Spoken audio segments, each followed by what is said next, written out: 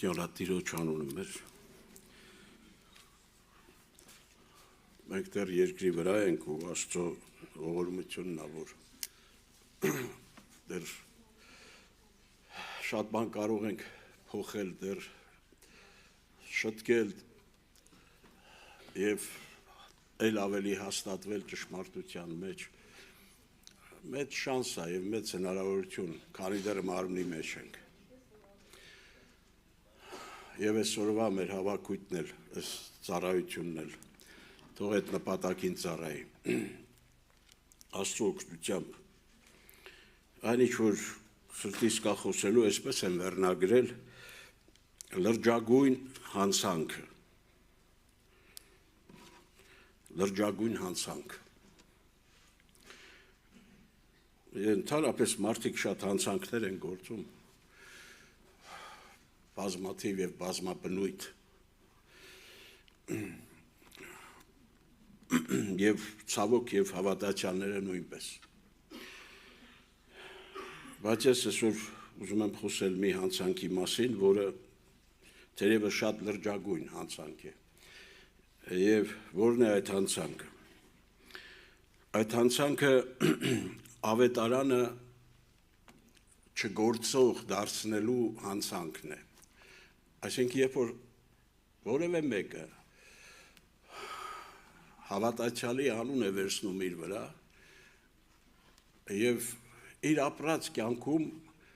ավետարանը դառնում է չգործող։ Այսինքն, Աստծո խոսքը, Հիսուսը որ ասեց, իմ խոսքերը հոգի եւ կյանք են, այդ հոգի եւ կյանքը այդպես էլ այդ մարդու կյանքում իրենց գործը չեն անում եւ չի փոխվում այդ մարդու կյանքը չի փոխվում։ Ինչպես կարող է մարդը կարդա լսի ավետարանը ճշմարտապես ճշմարիտ ավետարանը եւ իր կյանքը չփոխվի եւ իր կյանքը օրորի չնորոգվի եւ ինքը գնալով ավելի ու ավելի չնմանվի իր Տիրոջը, իր Փրկչին։ Ինչպես կարող է դա Այս մասին եմ ուզում կիսվել սրտիս եղածը փոխանցել, ինչպես է դա լինում, որ ավետարանը դառնում է չգործող, եւ ըստ էության շատ հանցանքներ, որ մենք գործում ենք, հենց այդ լրջագույն հանցանքի հետևանքն են, որտեղ եթե ավետարանը իսկապես սկսի գործել մեր կյանքում, այսինքն մենք ավետարանի հետ վարվենք այնպես, որ Աստծո խոսքը իր հեղինակությամբ սկսի անել այն ամենը, ինչի համար այդ խոսքը ուղարկվել է ավետարանով մեր սրտերի մեջ։ Մնացած շատ սխալներ ու հանցանքներից մենք զերծ կմնանք, մենք կզգուշանանք, մենք չենք գործի, երբ մենք կենանք ավետարանի մեջ, ավետարանի ճշմարտության մեջ։ Եվ թույլ տանք, որ այդ խոսքը, հայտնված խոսքը, այդ հոգին ապրի մեր մեջ Եվ այդ խոսքը դարձնի կյանքի խոսք, որովհետև այլ նպատակով ավետարանը չի տրվել ու չի քարոզվել ու չպիտի քարոզվի։ Նպատակը մեկն է, որ այդ ավետարանը փոխի մեր կյանքերը, որ մեր մեջ բերի նոր կյանք, որդու կյանքը Աստծո որդու, որ մենք գնալով ավելի ու ավելի նմանվենք մեր վարդապետին, մեր Փրկչին։ Եթե դա տեղի չի ունենում, ուրեմն ինչ որ լուրջ թերացում կա ավետարանի նկատմամբ մեր վերաբերմունքի մեջ։ Առաջի պատճառը, որ ես ուզում եմ կանգնել դրա վրա, որի վրա հատկապես մենք եղբայրներս պիտի ուշադրություն դարձնենք, արդյոք մենք ավետարան ենք քարոզում։ Կարող է ասեք, ես ինչ ասում ես եղբայրը, բա ինչ ենք քարոզում։ Գիտեք, այդ պատասխանատվությունը կրում են բոլոր քարոզիչները, ովքեր ավետարանը քարոզել են ու քարոզում են, որովհետև այդ քարոզության իրավունքը ի վերուստ պիտի լինի, ինչպես Հռոմեացիների նամակի մեջ ասում է, եկեք կարդամ այդ համարը, այդ խոսքը, 10-րդ գլխում է գրված Հռոմեացիների նամակ, Ուրեմն 14 խոսքից սկսած, ուրեմն ինչպես պիտի կանչեն անոր, որու չհավատացին, Կամ ինչպես պիտի հավատան անոր, որու վրայով չլսեցին, կամ ինչպես պիտի լսեն առանց մեկում քարոզելու, ուրեմն ինչպես պիտի լսեն, եթե չքարոզվի ավետարանը, եթե ինչ-որ մեկը չքարոզի, եւ հետո շարունակում այսպես, կամ ինչպես պիտի քարոզեն, եթե չղրկվեն, ինչպես պիտի քարոզեն, եթե չղրկվեն, ինչպես գրված է, ինչպես գեղեցիկ են խաղաղության ավետարանողների եւ բարի բաներու ավետից տվողներու ոտքերը։ Իդեպ, պես մի իմ կյանքում տեղի ունեցած մի դեպքի մասին եմ ուզում կարճ ասել, երբ առաջի անգամ այն եղբայրները, որ Տերը օգտագործեց, որ եկան ու խոսեցին ինձ ավետարանը, մեկը մեր Գևորգ եղբայրն էր, որ Միացյալ Նահանգներում է, այդ երկու եղբայրը, որ մտան տուն, դե նախապես զգուշացրել էին, ինչ-որ հավատացյալ քարոզ եղբայրներ պիտի գան, քույրերս էին նրանց նախապես իհարկե ծանոթացել էին, լսել էին եւ արդեն բավականին այդպես քայլեր էին անում հավատքի ճանապարհի մեջ եւ շատ այդպես նախանձավոր էին, որ լինի թե այդ եղբայրները գան ինձ էլ իրենց եղբորն էլ խոսեն։ Ես էլ այդպես ասում եմ, դե մարդ են, թող գան տեսնեմ այդ ինչ են ասելու։ Մեկ էլ որ ներս չմտան այդ երկու եղբայրը, տեսնեմ օթերով են գալիս։ Դե ես ոչ ավետարան էի կարդացել, ոչ ընդհանրապես տեղյակ չէի Աստծո խոսքին։ Ասում եմ, աչքերը սկսեցի կկոցել, բացել, փակել, կարծես ինձ թվաց իմ հետ է ինչ-որ բան կատարվում, հետո նորից նայեցի, տեսնեմ, չէ, իրոք, այդպես օթերի մեջ, այդպես շատ զգուշ, այդպես քայլերով գալիս են, ոտքերը գետնին չի կպնում։ Ես այդտեղից մի անգամից զգաստացա եւ հասկացա, որ ես անսովոր մարդկանց հետ գործ ունեմ։ Ու իրոք դա իմ արթնանալու Աստծո կողմից սահմանված ժամն էր հասունացել եւ ինչ որ խոսեցին ուղիղ այդպես ուղակի սրտիս մեջ անկան այդ խոսքերը եւ ես սկսեցի մի խոսքով հետո լսել ու կարդալ ու ապաշխարել եւ դարձի եկա ինչ եմ ուզում այս խոսքը ես երբ որ կարդացի հետագայում հանդիպեցի ինչպես գեղեցիկ են խաղաղություն ավետարանողներուն ու բարի բաներ ավետից տվողներուն ոտքերը։ Ես հենց այդ դա տեսա իրականության մեջ, այդ ավետից բերող եղբայրների ոտքերը այնքան գեղեցիկ էին քայլում։ Բայց իրանք բնական է սովորական քայլերով մտել էին մարդիկ են, բայց հոգին ինձ ցույց տվեց գեղեցկությունը նրանց այդ ավետարանի ծառայություն որպես կատարողների։ Ուրեմն ասել ես նա է եղբայրներ եւ քույրեր մենք որքան զգուշ եւ պատասխանատվություն կրելով պիտի մոտենանք Աստծո խոսքի քարոզելուն ավետարանը որտեղ այստեղ ասում է եթե չղրկվեն ընդհանրապես Աստծո սահմանած կարգն է սա Աստված ինքն է այդպես նախատեսել ինքը պիտի լիազորի ինքը պիտի այդ շնորհը այդ համապատասխան ծառայությունը իրականացնելու կարողությունը տա օշտի այդ մարդուն, որ այդ մարդը այդ ծառայությունն անի եւ մնացած բոլոր ծառայություններն էլ միայն քարոզելու ծառայությունը չէ այստեղ, բայց հատկապես Աստծո խոսքը քարոզելու պատասխանատվությունը որքան մեծ է եւ ինչպես պիտի քարոզեն, եթե չղրկվեն եւ ինչպես պիտի իրոք այդ ծառայությունը իրականացնեն առանց նրա ներկայության կամ առանց նրա հոգու անմիջական ներգործության, որտեղ այդ տվյալ ծառայությունը, որ իրականացվում է ճշմարտության, հոգու կառավարման եւ առաջնորդության ներքո է իրականացում եւ բոլոր մնացած ծառայությունները, որոնք Աստծուն են վերաբերում, որտեղ Աստծո հոգին ներկա չի, այնտեղ մնում է ձևը, իսկ ձևը հոգնեցնող է, վաղ թե ուշ։ Եվ եթե ձևը արտաքին ձևը, այդպես ասած, շատ նման է, բայց բովանդակությունը չկա, այդ ձևը նույնիսկ հետագայում դառնում է ավելի վանող։ Դրա համար բովանդակությունը Տիրոջ խոսքի մեջ այն կյանքն է, որ Հիսուսն ասեց իմ խոսքերը եւ հոգի եւ կյանք են։ Այդ հոգու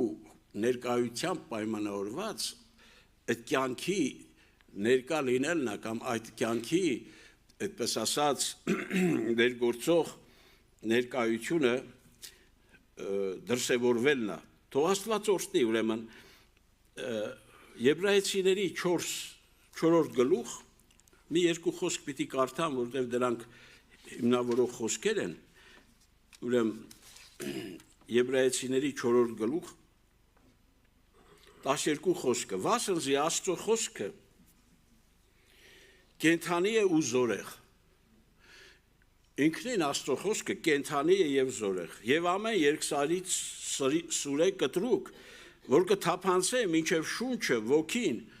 ու հոդվածները, և ծուծը բաժանելու, և կքննե սրտին խորհուրդները ու մտածմունքները,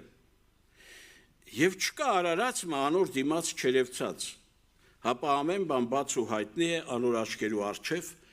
որում պիտի տրվի մեր հաշիվը, չկա որևէ արարած նրա աչքերի առջև, որ ծածկված լինի և Աստված տեղյակ չլինի, ասում է որին նրան, այսինքն պիտի տրվի մեր հաշիվը։ Ուրեմն, երբ Աստծո խոսքը իրոք, որպես ավետարանի ճշմարտության խոսք քարոզվում է, նա հայտնվում է որպես երկսայրի սուր։ Ես իմ անձի վրա տեսել եմ բազում անգամներ, ինչպես Աստծո խոսքը վիրահատություն կատարում իմ սրտում ուղղակի։ Եղել է, որ այդ խոսքի հայտնվելը ոնց որ հոսանք են միացրելից բայց այնպիսի դրական ազդեցություն ոչ թե ուղղակի բացական իմաստով, այլ զգացել եմ ամբողջ բջիջներս մարմնիս միացել են ու հետաքրքիր գեղեցիկ ձևով ոնց որ ներդաշնակ ինչ որ բան է կատարվում իմ մեջ Աստծո խոսքի հայտնվելու արդյունքում, որտեղ այդ խոսքը իրոք կենթանի է եւ զորեղ, եւ կարդացի, որ թափանցող է երկսայրի սուրի պես կտրելով անցնում է եւ գործ է անում,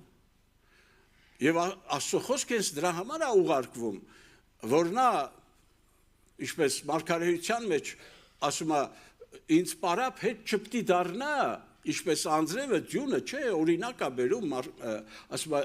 իջնում են եւ արգասաբեր են անում, այդպես էլ իմ բերանից ելած խոսքը ինձ պարապ հետ չպիտի դառնա, հապա պիտի անի այն, հաջողի այն, ինչի համար ես ուղարկել եմ, իսկ այդ խոսքերը միշտ ուղարկվում են մարդկանց սրտերին, հասցեագրված, բայց պատրաստ ու բաց սրտերին, ինչպես ասեցի, իմ ժամն եկել էր, Աստված ուղարկեց խոսքը եւ արդյունք եղավ,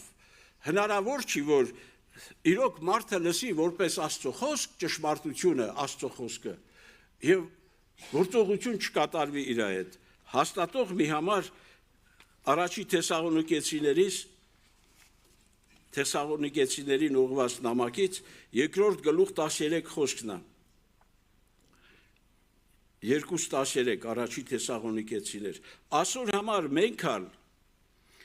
անդադար Պողոսն ասում, կգոհանանք Աստծուց, ինչու համար են գոհանում, որ մեզանից Աստծո խոսքը լսելով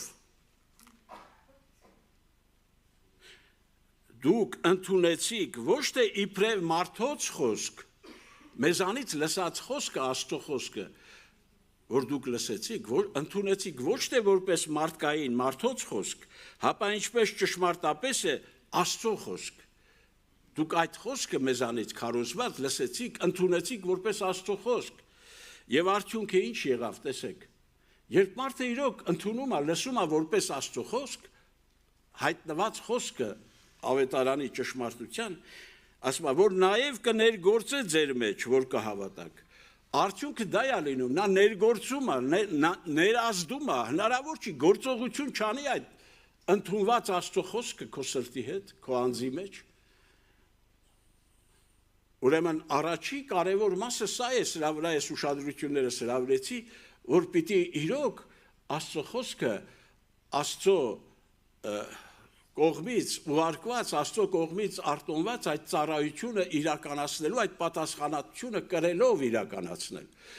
որ Սուրբ Հոգին գործակից լինի, Որտեվ առանց այդ հոգու ներկայության Պողոսը իր համար ասում, իր օրինակ է բերում, ասում է, Աստված մեզ դրեց խոսքի սպասավորություն, սպասավորներ լինելու, բայց ոչ թե գրի, այլ հոգու,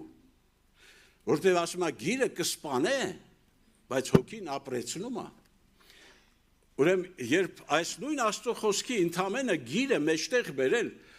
ու գրի մակարդակով խոսել կամ փոխանցել ուրիշներին, որտեղ բացակայ է Աստծո այդ խոսքի հեղինակը Սուրբ Հոգին, երբ գործակից չի կյանքի հոգին, այդ գիրը սկսում է անգամ սպանել։ Այդ պատասխանատվությունը մենք կրում ենք եւ մանավանդ եղբայրներով, որ այդ ծառայության մեջ մենք Աստծո առջև կանգնած իրականացնում ենք եւ թող որ իրոք բավարար խոնարհություն դրսևորենք, որտեղ Աստված խոնարհներին է շնորհ տալիս եւ իրոք Տիրոջ առջև այդ պատասխանատվությունը մեր վրա կրելով մենք տեղ տանք, որ Սուրբ Հոգին գործի, որ Սուրբ Հոգին ինքը առաջնորդի եւ օգտագործի այս լուրջ ծառայությունը իրականացնելու։ Հաջորդ մասը, ինչու Աստծո խոսքը դառնում է չգործող։ Մեր արձագանքը։ Ես այստեղ կարդացի, ասում եմ, դուք մեզանից լսած խոսքը, որ լսեցիք, ընդունեցիք ոչ թե որպես մարդկային, մարդոց խոսք, այլ որպես ինչպես ճշմարիտ է Աստծո խոսք։ Եթե մարդը այդ լսած խոսքը ավետարանի չի լսում ու չի ընդունում որպես Աստծո խոսք, այդ խոսքը տեղ չի հասնում եւ իր գործը չի անի, այդ մարդը չի փոխվի։ Եվ ցավալիորեն տարիները անցնում են եւ ոչ քիչ հավատացյալներ նայում ես գնում են հավաքույթների, ավետարան են ինչ-որ չափով կարդում, ես չգիտեմ իհարկե որ չափով, աղոթք են անում եւ վերջապես, ես չեմ ասում որոշ ծառայություններ են անում, բայց ամենակարևորը այդ կյանքի հայտնվելը տեսնում ես տեղի չի ունենում, որտեւ Քրիստոսի կյանքը մեր մեջ գնալով ավելի ու ավելի ցայտուն ձևով պիտի երևա,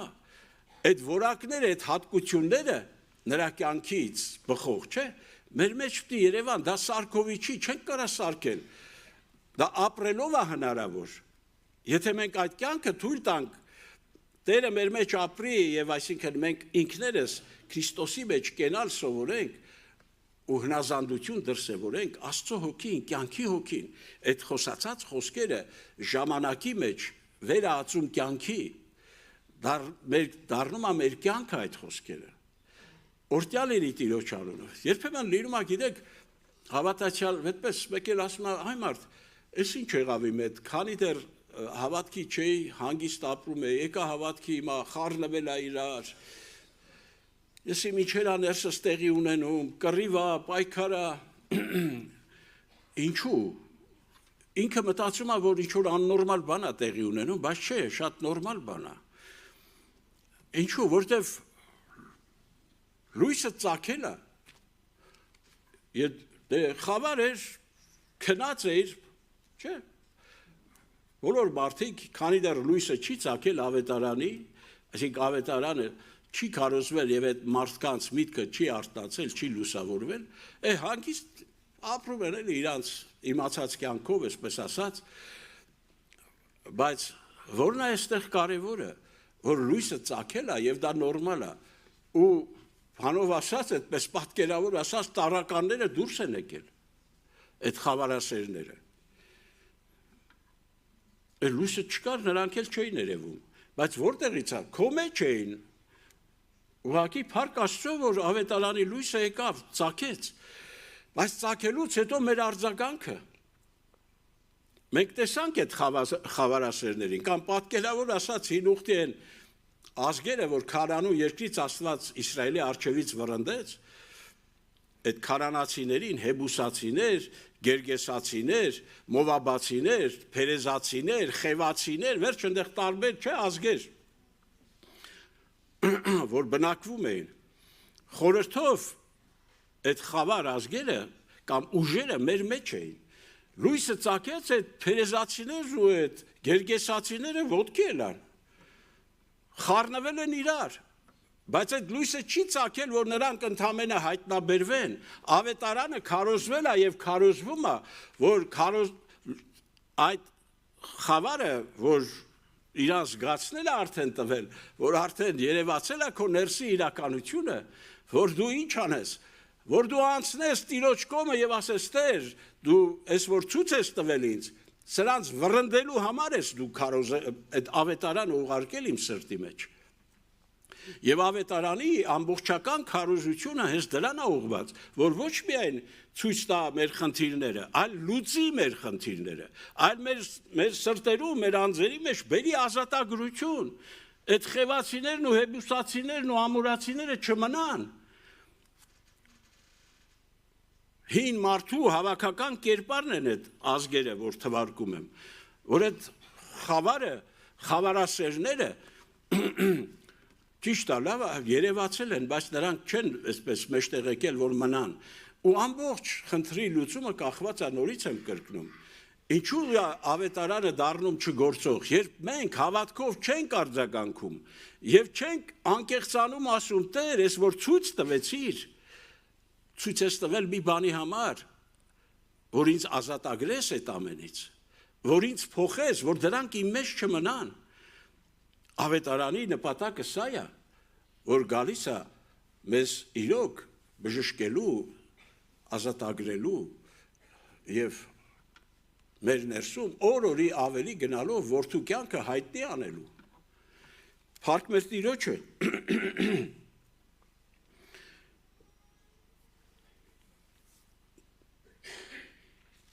Ուրեմն մարդու արձագանքը որքան կարևոր է խնդրի ամբողջական լուծման համար, որպեսզի ավետարանը, որը նույնն է երեք եւ այսօր եւ հավիտյան, ինչպես Քրիստոս նույնն է, չէ, երեք այսօր եւ հավիտյան։ Նրա խոսքը նույնն է, նույն ավետարանն է, այն առաքյալները, որ քարոզում են, այսօր այդ նույն ավետարանը մեզ է քարոզվում։ Եվ արդյունքը նորից եմ կրկնում, կախված է թե մենք ոնց կարձագանքենք, ինչ հավատքով կարձագանքենք, ինչ լրջությամբ կմոտենանք, կվերաբերվենք այդ քարոզված ավետարանին եւ թույլ կտանք, որ այդ ավետարանը այդ զորության խոսքը Աստծո, որտեղ ավետարանը ինքնին Պողոսենց Ռոմացիների նամակի մեջ առաջի գլխում հիշում եք ինչ ասում 16 խոսքում ասում է ես ամոթ չեմ սեպել ավետարանը քանզի Աստծո զորությունն է այն ավետարանը Աստծո զորությունն է երբ որ քարոզվում է ճշմարիտ ավետարան դի հայտնվի Աստծո զորությունը եւ երբ որ զորությունը հայտնվում ասում Աստծո զորությունն է այն բոլոր հավատացողների փրկության համար այդ զորությունը հայտնվում է բոլոր հավատացողների փրկության համար որ այդ գործը ի կատարածի ուր այդ զորությունը այդ զորության չհայտնվելը պատճառը որտեղ փնտրենք ես ասեցի առաջինը ճշմարիտ ավետարան քարոզելու եւ այդ ճշմարտությունը որպես Աստծո խոսք ընդունելու բայց այս երկրորդ մասը խիստ կարեւոր է արդյոք ես ինչ որ բան ծուր մի բան սրտիս մեջ չեմ պահել երբ ամեն անգամ մոտենում եմ Աստծո խոսքին Աստծո հետ իմ ներսի վիճակը ես իրոք բերում եմ լույսին որ ասեմ Տեր այս խնդիրները կան որքան ցավալի է որ գիտեք մարդիկ տեսնում են այդ խևացիներին ու հեբուսացիներին ու այդ ամորացիներին փոխանակ մեջտեղ բերեն եւ աղաղակեն ասեն Տեր ազատի ցույց ես տվել գիտեք ինչ են անում քողարկում են ծածկում են որ ասում փեշ են գցում բրեն ուր է ծածկում կամ ուր է քողարկում ես չեմ ասում ոմանք անհարմար են զգում որ այդ ամենը ի հայտ գա այս սիրելիս Այդ ում ես թաքցնում, չէ որ Տերը տեղյակ է, Տերը ամեն ինչ գիտի, եւ քո շահերից է բխում, որ դու քեզ այդ առումով մերկացնես, ոնց որ մարդը գնա բժիշկի մոտ, թաքցնի իր խնդիրները, ուր ես թաքցնում։ Աստված այդ ամենը բացահայտել է, որ դու բերես լույսին եւ ասես Տեր ազատիր ինձ, ես իմ հին մարդուց, ես իմ հին բնությունից Ես երբեք չեմ կարա մարդկանց սիրեմ, Տեր ես իմ հին բնությամբ։ օգնիր ինձ Տեր, ողորմա ինձ։ Ես չեմ ուզում, որ ին վրա ավետարանը դառնա չգործող, որտեղ քո ավետարանը, քո խոսքը կենթանի խոսք է, թող ին վրա այն արդյունքը, որի համար դու ղրկել ես քո խոսքը, այդ քո փառքի համար, այդ արդյունքը դու ստանաս իմ անձի մեջ, քո գործը կատարվի այդ խոսքի ներգործությամբ։ Օրհնյալ լինի Տիրոջ անունը։ Եվ հիշում եք Հիսուսը, երբ որ Ղուկասի ավետարան 4-րդ գլխում գրված ասում է, երբ որ տվեցին եւ նա վերցրեց ու կարդաց այն տեղը, չէ, Եսայի մարգարեությունից, ինչ տեղի ունեցավ։ Երբ որ վերջում ասեց այսօր այս բանը կատարվեց, Աստծո օգին վրա Տերը ինձ օծեց, ուղարկեց ավետարանը քարոզելու եւ այլ այդտեղը հիշում եք։ 4:18-ից սկսած գրված է դա Ղուկաս ավետարան։ Վերջում ասում է, ասացին բանը, այս են Հովսեփի որդին չի, ինչ է եկել խոսում։ Ոչ թե այս բանը կատարվեց։ Երբ որ ճշմարտության ավետարանը զորության հոգիով Տերը խոսեց, այդ կրոնավորների ներսի այդ խևացիներն ու հեբուսացիները ոտքի ելան, խառնվեցին իրար ու ասում է տարան, որպեսզի այդ գահավեշ տեղից, այդ լեռան վրայից ձորը գցեն, սպանեն, բայց ասում է Հիսուսը նրանց միջից անցավ ու գնաց։ Ավետարանը երբ հայտնվում է, ավարտելով խոսքս, այդ նպատակով է հայտնվում, որ մեզ բերի ազատագրություն։